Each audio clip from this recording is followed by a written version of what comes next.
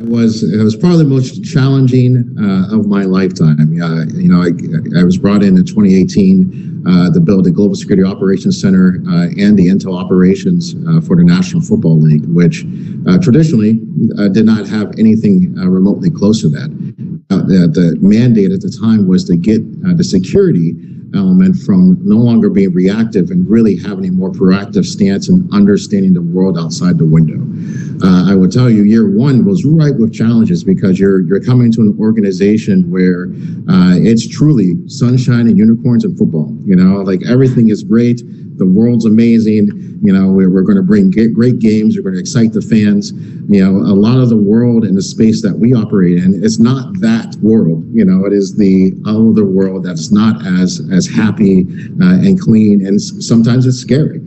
So when you're starting to bring forward the threat environment and all the realities that are out there, oftentimes in year one, it was either you're a magician that somehow knows every active shooter event that's happening across the world all at the same time, or you're being alarmist because you're highlighting actual issues that are going on, say, in country X, where we're going to send our employees at. But it's like, oh, that's too scary. Don't be as scary for that. And also the language is completely different.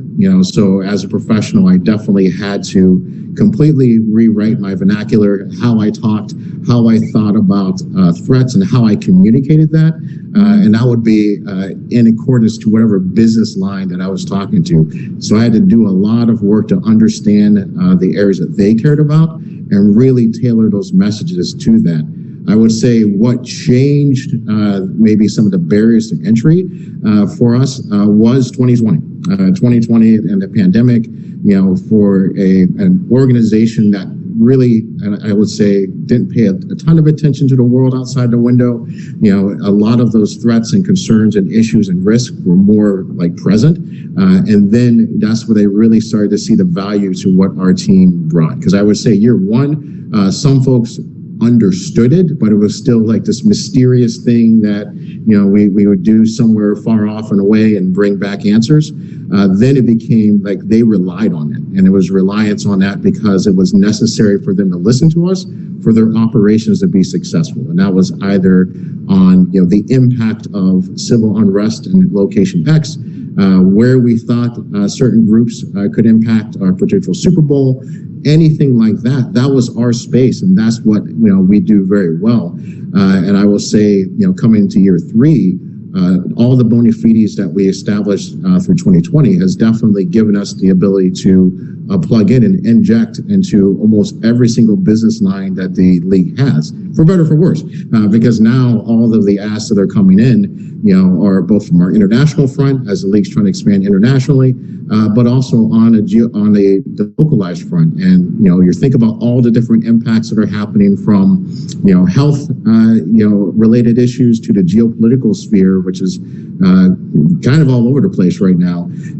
As a GSOC now, we have to inform on all of those things. So we're kind of have that's a good problem to have, but it's a constant challenge. It's a constant challenge now because now the expectation has grown as along with the reliance on us for key operations.